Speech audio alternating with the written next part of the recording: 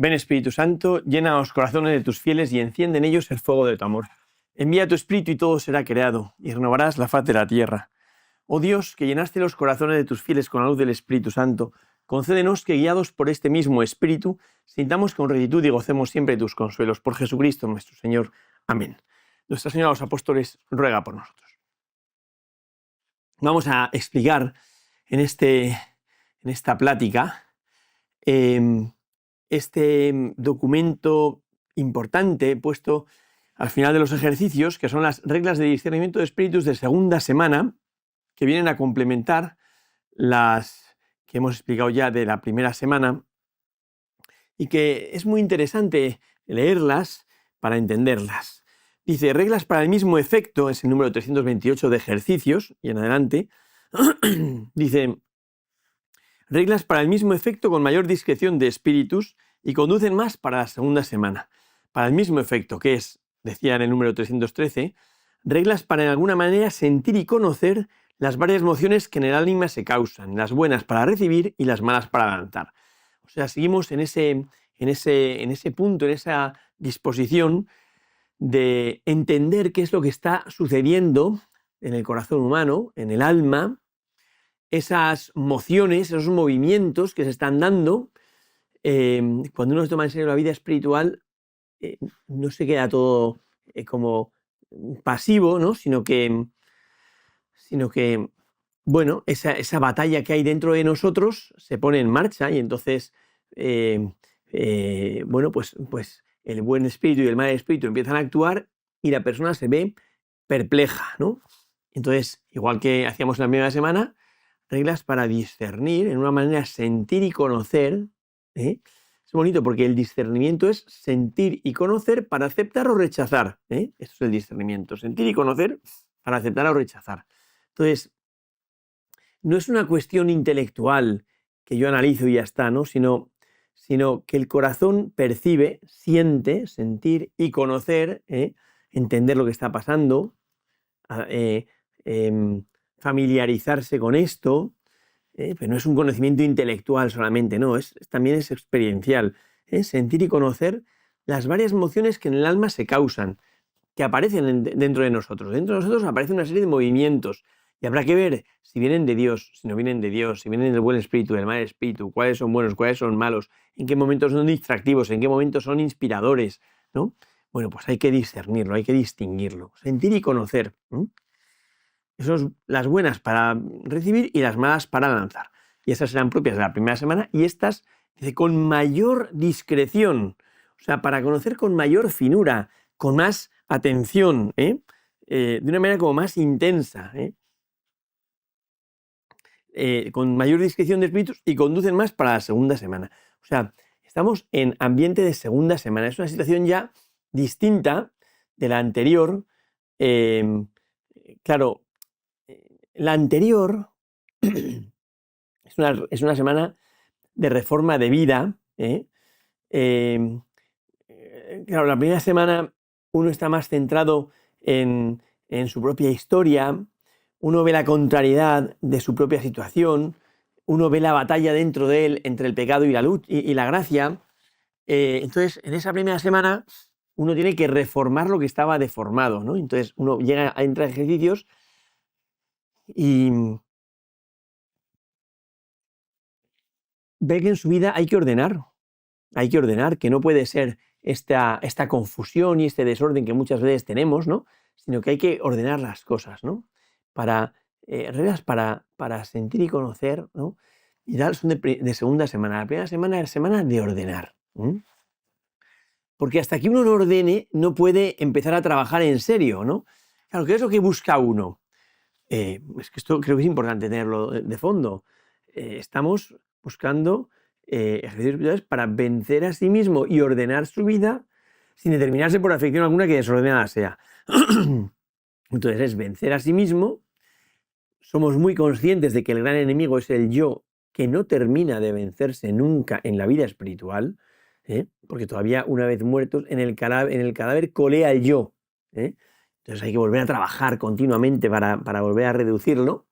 Y en ese yo, pues suceden, aparecen movimientos contrarios para ordenarlo o para vencerlo, ¿no?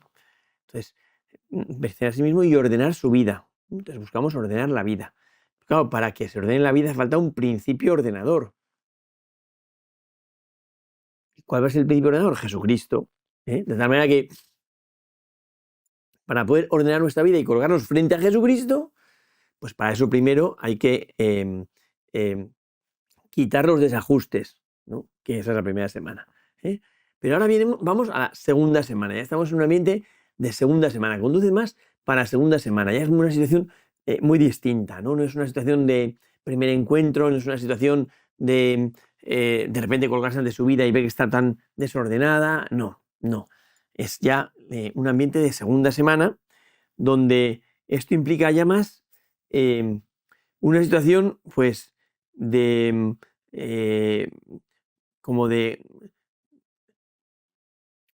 hacerme consciente de mi historia, una situación pues en la que uno está más contento de estar sintonizando con el plan de Dios, ¿no? Donde uno busca el seguimiento y el amor de Dios en Jesucristo, ¿no? Porque uno entiende que Dios es el bien amable, que Dios es lo bueno, que hemos sido creados para este bien. Claro, uno ya ha pasado por buscar esas armas para ordenar la vida, que son el principio y fundamento, con la regla del tanto y cuanto y de la indiferencia. Se ha hecho consciente de que hay pecado en su vida. Bueno, todas las meditaciones del pecado, de la misericordia, y el arrepentimiento, y el perdón, y tal, ¿no? Y bueno, y luego con los frenos de mano, como es la meditación del infierno o de la muerte, ¿vale? Y entonces uno ya quiere ordenar la vida. Vamos a poner la vida en orden, ¿no? Y en ese ordenar la vida ya está gozoso de sintonizar con el Señor. Esta es la situación de segunda semana, ¿vale? Gozoso de sintonizar con el Señor. Es una situación pues de mayor objetividad espiritual, ¿no? En la primera semana hay pues, mayor subjetividad espiritual, ¿no? En esta semana ya escuchamos pues que a pesar de nuestro pecado Dios nos ama, Dios nos quiere, cuenta con nosotros. Es la llamada del Rey, cuenta conmigo Dios para colaborar en la obra de la salvación. Y uno se queda como asombrado, asombrado, pensando quién es este Dios que me llama así, que me busca de esta manera, y tal, ¿no? Donde uno ya quiere comprender a ese Dios que viene y aprender a ser santo con Dios y como Dios, o con Cristo y como Cristo. Y entonces el Señor nos enseña el camino de la humildad, el camino de la pobreza, como camino que vence las reticencias en la vida interior, y ayuda entonces a hacer esa oblación de mayor estima y momento, de más excelencia en la entrega, ¿no? Y bueno, y en esas entregas que vamos haciendo, también tratando de desenmascarar los engaños que vienen de fuera, con las dos banderas, los que vienen de dentro, con los tres binarios, buscar el modo de amor más perfecto, con las maneras de humildad, etc. Pero en ese camino, pues también hay sus peligros, ¿no? Y está el demonio que está en todos los momentos buscando enredar. Es una situación de mayor entusiasmo por el Señor, pero puede haber pues peligro, ¿no? Y entonces se nos proponen 8 reglas muy interesantes que se pueden dividir en 2 grupos, ¿no? Describe el modo de los ángeles, del ángel bueno y del ángel malo, en todo este dinamismo de la consolación y tal, ¿no? Y luego cómo actuar nosotros. Las 4 primeras es cómo funciona el ángel bueno y el ángel malo en la consolación, ¿no? Y entonces va a distinguir,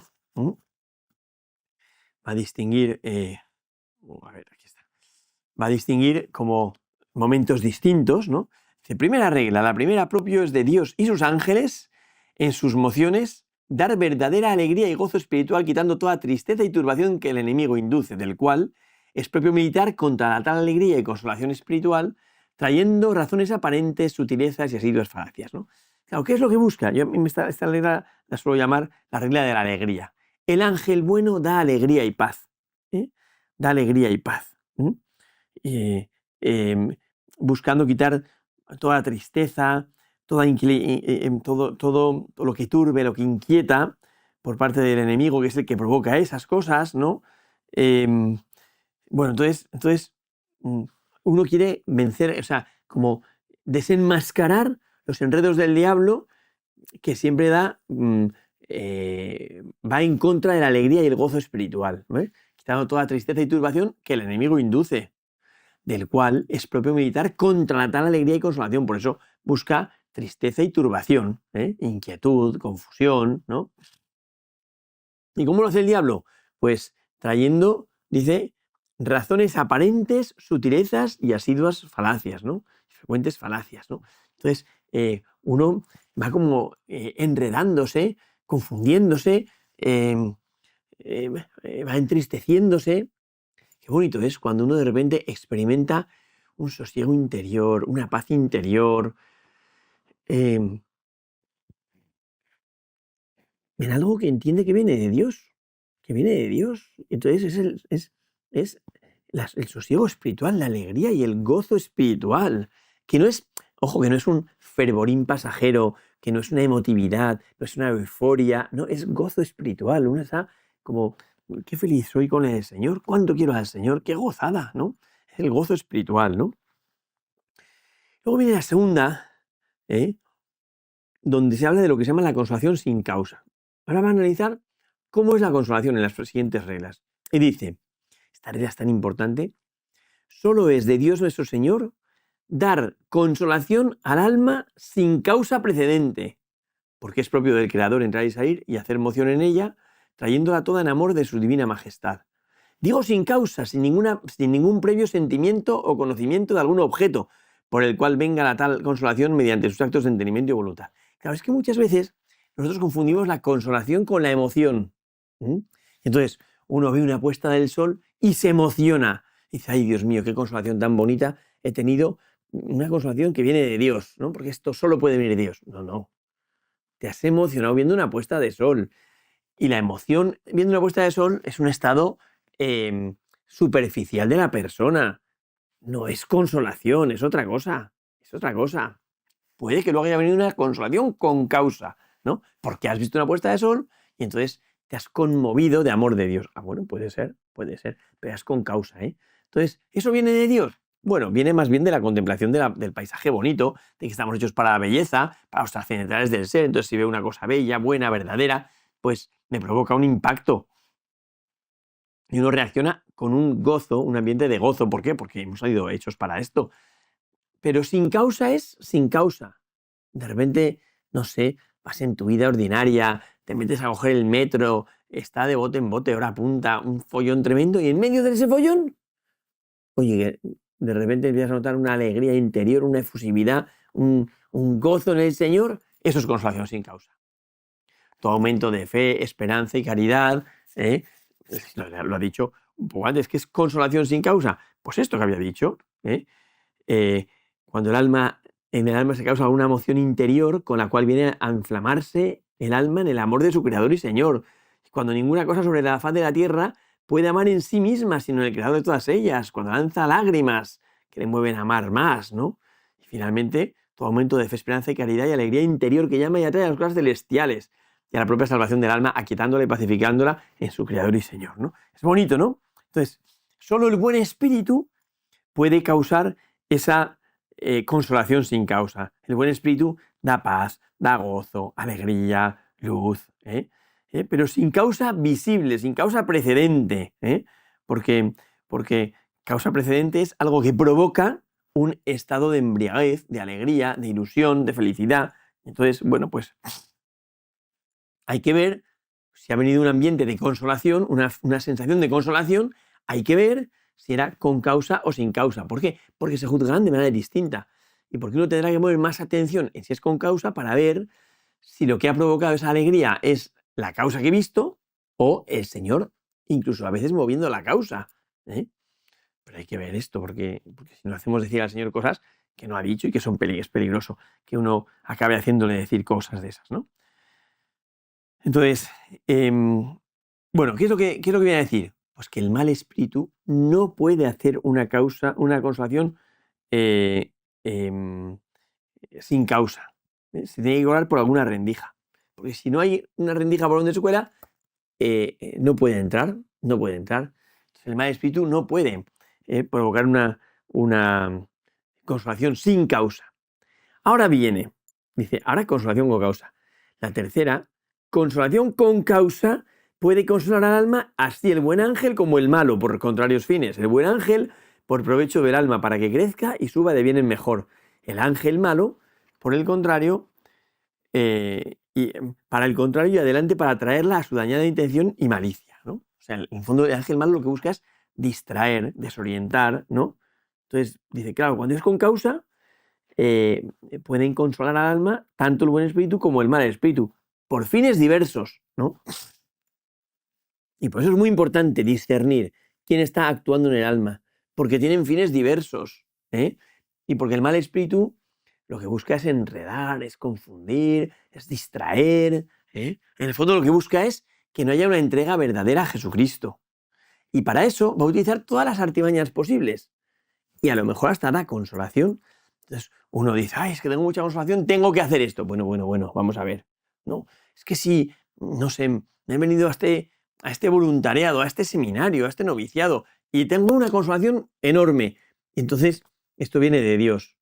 Y hay que pensar, oye, a lo mejor es que justo has entrado en el convento cuando hay unos amaneceres espectaculares y entonces te levantas con una ilusión tremenda. Pero hay que ver si viene de Dios o de la emoción por el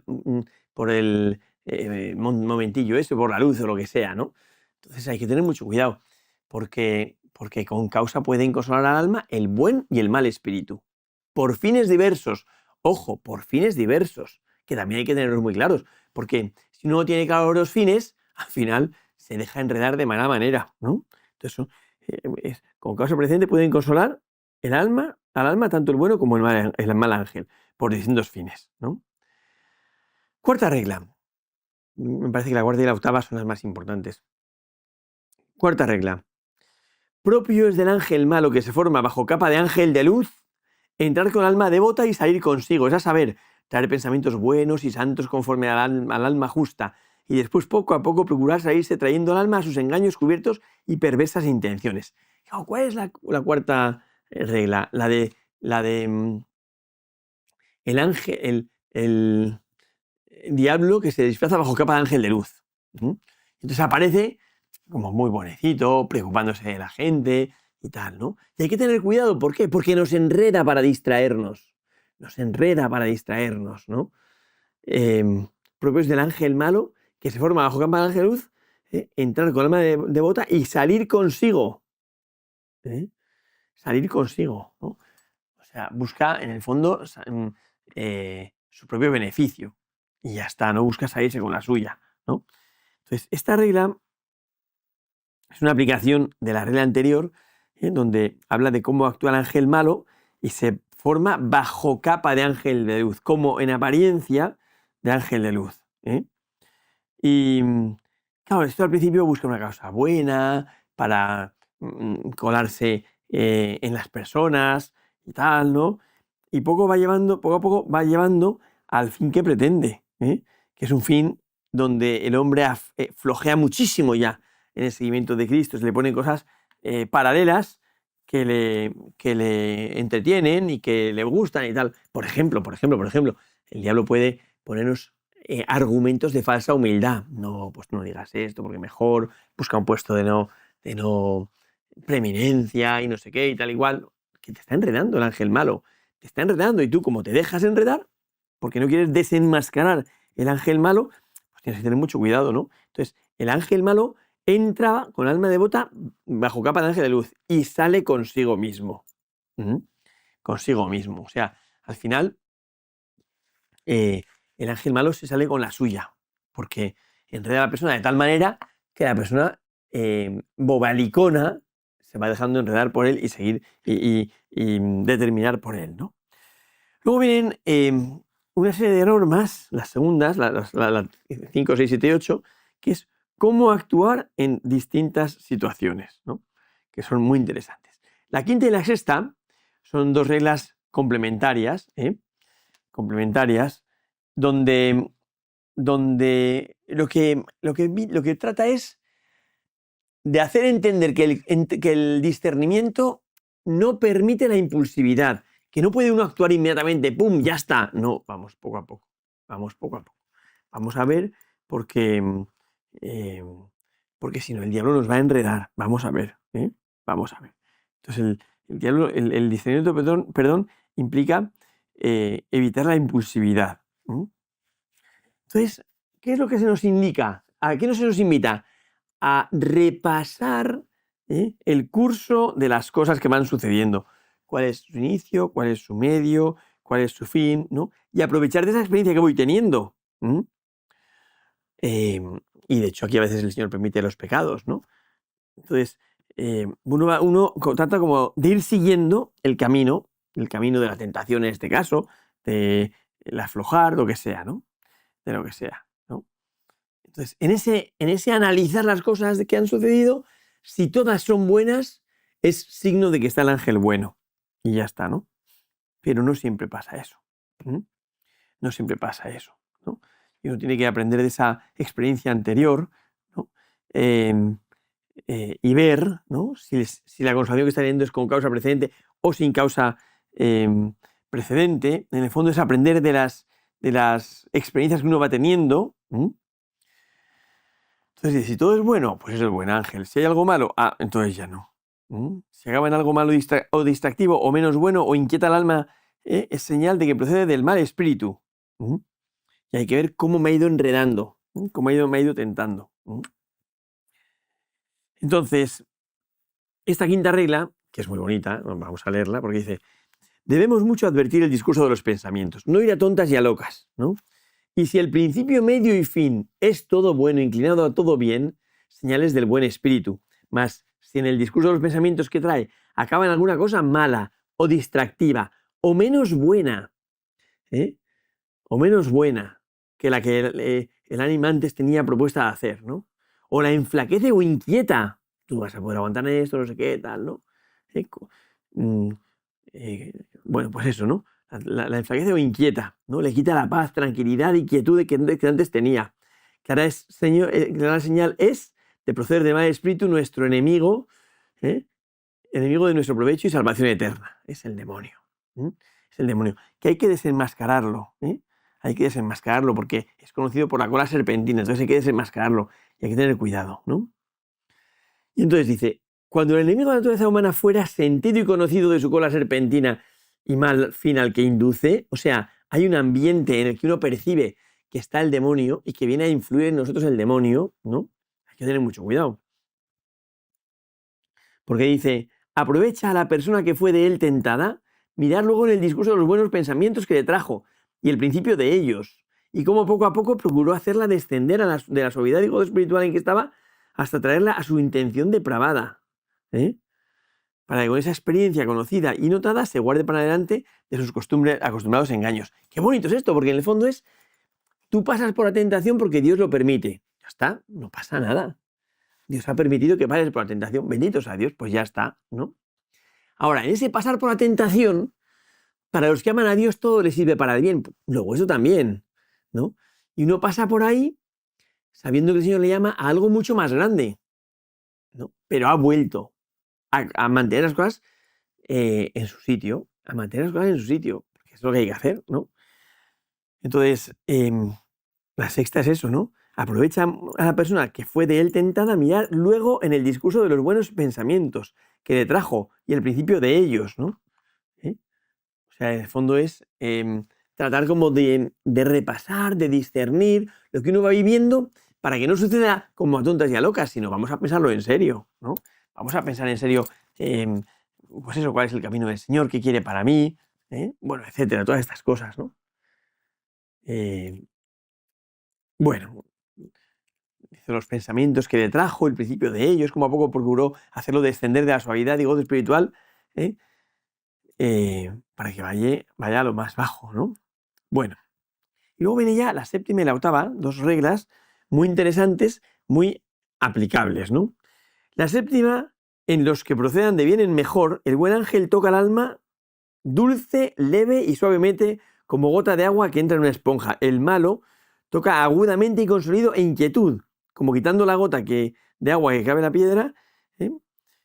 Y a los que proceden de mal en peor, tocan los sobredichos espíritus contrario modo, claro, ¿no? O sea, el que va de bien en peor, perdón, de bien en mejor, el alma buena, toca dulce, leve, suavemente, como gota de agua que entra en un espejo. Claro, porque yo la llamo la ley de la connaturalidad, ¿eh? La ley de la connaturalidad, ¿eh? Donde se busca ese recorrido de la tentación, entendiendo que el buen espíritu llama a lo bueno y el malo a lo malo, ¿eh? Y por eso el bueno entra con esta discreción, docilidad, finura, bueno, de todo, ¿no? ¿Por qué? Pues porque traen a porque se trae, ¿no? O viene el buen espíritu, entonces el buen espíritu entra dando suavidad, consuelo, sosiego, alegría. Entonces entra como gota en la esponja, suavemente, en el corazón de quien está buscando, quien está trabajando y viene mejor. ¿Y cómo actúa el demonio? Revolviendo, inquietando, turbando, entristeciendo, y no, está como pasándolo mal. Eso es que viene, está viendo el demonio. Olvídalo, recházalo, ¿no? En cambio, dice, en los que proceden viene mejor, el buen ángel toca tal y cual, ¿no? Diezmado agudamente. ¿Por qué? Porque la disposición del alma de los ángeles contraria, si es contraria o es semejante, ¿no? Cuando es contraria, entra con estrépito y sentidos, perceptiblemente. Cuando es similar, entra con silencio, como en propia casa, y a puerta abierta. Es precioso esto, ¿no? ¿Por qué? Pues porque al final es desenmascarar el modo de proceder del demonio. Siempre el demonio, siempre el mal espíritu actúa con engaño, porque por eso es el mal espíritu, es el príncipe de la mentira y actúa con engaño. Entonces, ¿qué es lo que necesita el mal espíritu?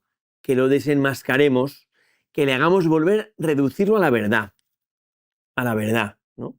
No ir haciendo su guerra por su cuenta y creyéndose encima que está salvando a la humanidad por las cosas que hace. No, ¿eh?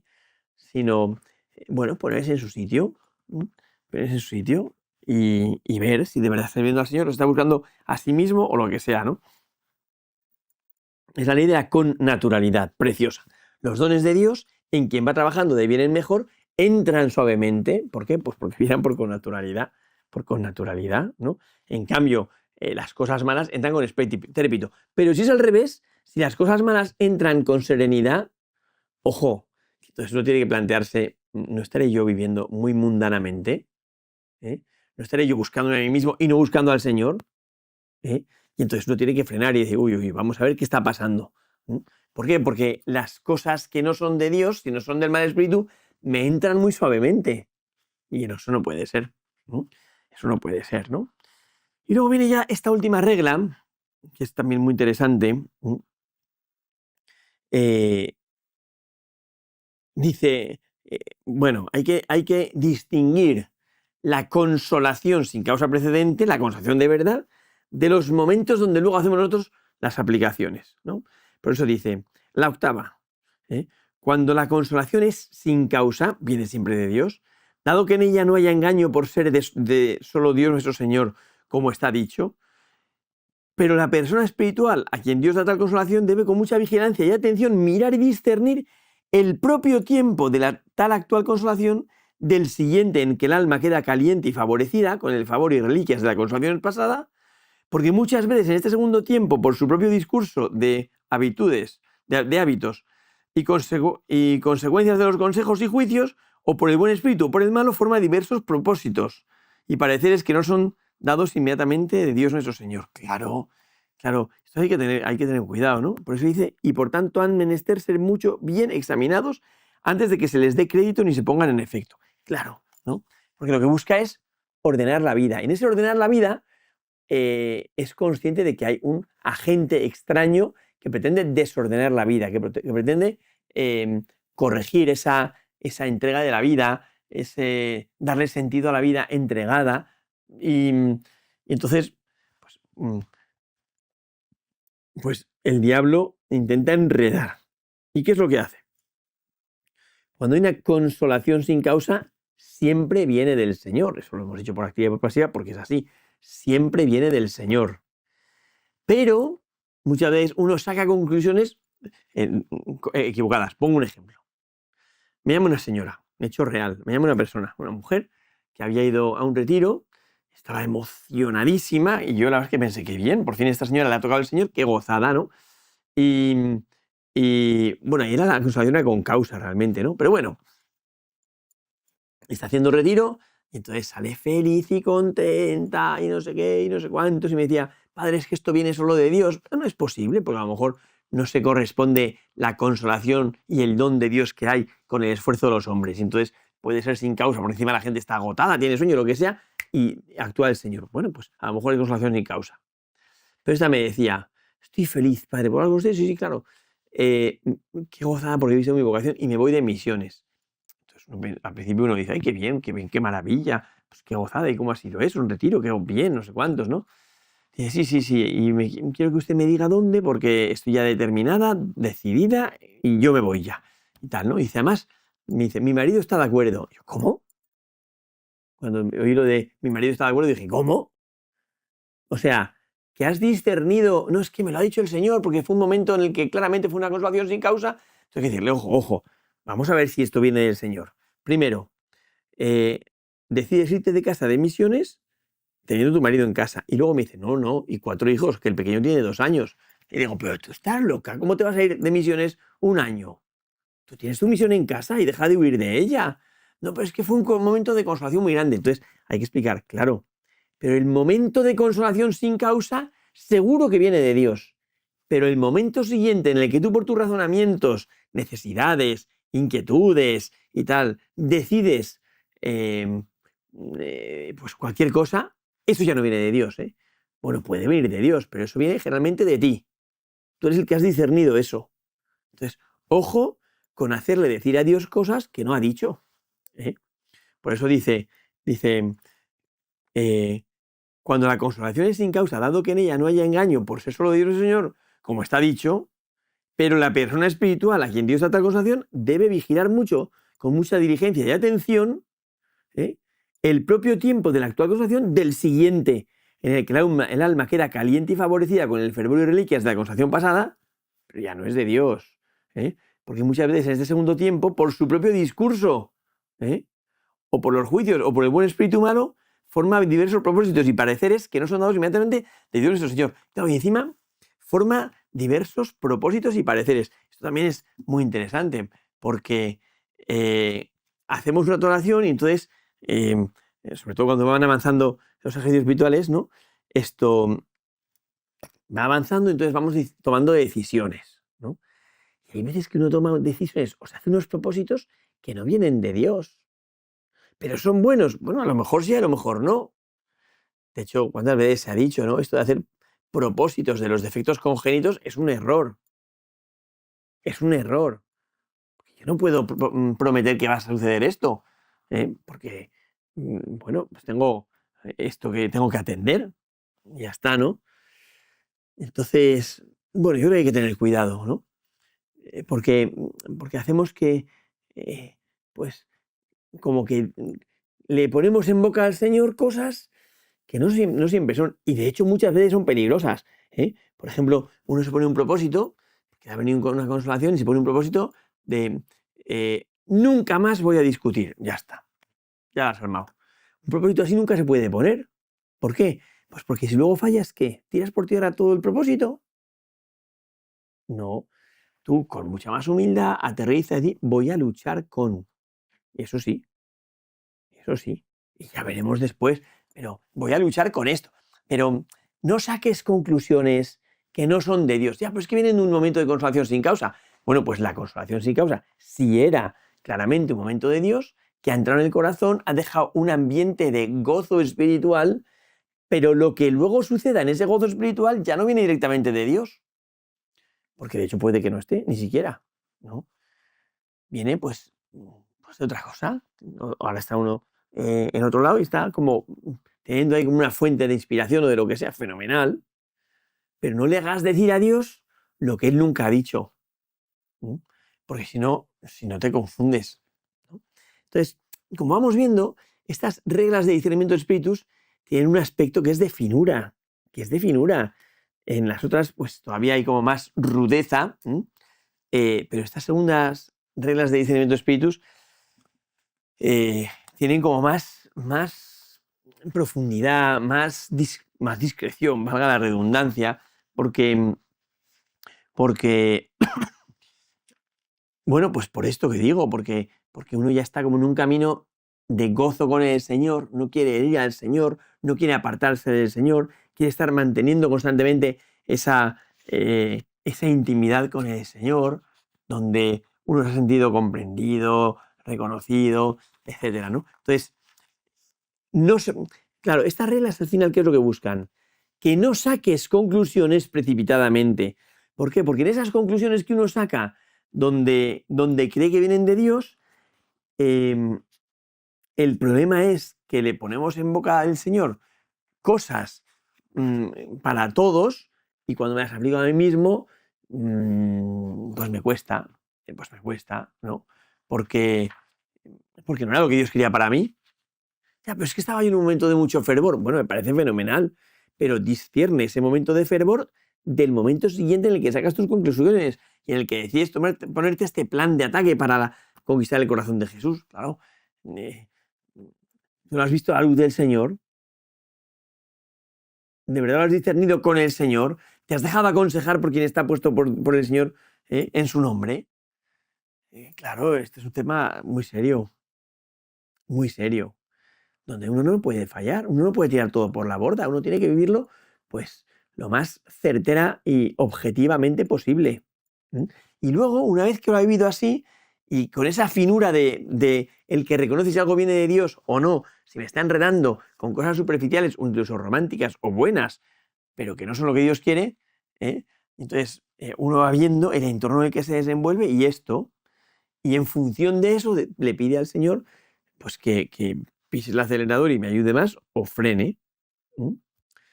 Pero siempre buscando que sea el Señor el que va determinando las cosas, el que va por delante, ¿no? Entonces, esta discreción de espíritus lo que busca es que vivamos siempre con eso que llaman el espíritu habitual de elección, que la elección no es una cosa intelectual, sino afectiva, y ahí se va trabajando. Em, pues toda la entrega del corazón en serio. Y no solo mi movimiento hacia afuera, tengo que percibir el movimiento de fuera hacia adentro, que lo percibo con el corazón también, ¿no? Entonces uno va como reconociendo por dónde va llevándole el Señor. Entonces va afinando mucho. ¿Para qué? Pues para ser capaz de reconocer la voz de Dios que me llama. Es que esto me parece que es clave. Cuando a veces hablo a la gente y le digo, ¿pero tú has escuchado al Señor? Ahora está tan de moda escuchar o ver series, ¿no? Es que de Chosen, qué maravilla lo que hace, o por este grupo de no sé qué maravilla lo que hace. Fenomenal, qué maravilla lo que hacen todos. Pero lo importante es que vayamos al Evangelio. Eso es lo más importante, ¿no? Y ahí que discernamos en esa profundidad, uno va discerniendo, ¿no? Y va viendo si esto viene de Dios, si esto viene del mal espíritu, cómo reacciona cada uno y tal, ¿no? Entonces, bueno, que nos ayude. Me parece que es muy importante que entendamos cómo funciona el corazón y que el corazón no es un órgano al que tenemos que rendirnos irremisiblemente. No, el corazón se educa. Si yo quiero que permanezca este principio, este modo de actuar, esta norma en mi vida, tendré que cuidarla y ver cómo se arraiga cada vez más y darle la importancia que tiene, ¿no? Distinguiéndolo de otras. Entonces, por eso digo que me parece que es muy importante tener esa finura del que saber reconocer y discernir que viene de Dios y que no viene de Dios, porque si no, llegará un momento en el que daremos palos de ciego. Claro, y el mundo se irá apagando para todos, porque no se puede. Se ha decidido que no se puede y ya está. En cambio, no es así. Bueno, pues ojalá que nos ayude el Señor a tener este espíritu habitual de elección que se hace con el corazón, no con el intelecto, no con la mente, se hace con el corazón, que el Señor nos ayude a buscar siempre su gloria, a trabajar buscando su agrado, a coger en el corazón al Señor y dejarle que tenga en nosotros una especie como de paraíso donde pueda descansar, ¿no? Y que en ese estar el Señor con nosotros nos vaya comunicando su modo de ser y nos vaya ayudando, ¿no?, a distinguir las cosas como Dios las quiere. Gloria al Padre, al Hijo y al Espíritu Santo, como era en el principio, ahora y siempre, por los siglos de los siglos. Amén.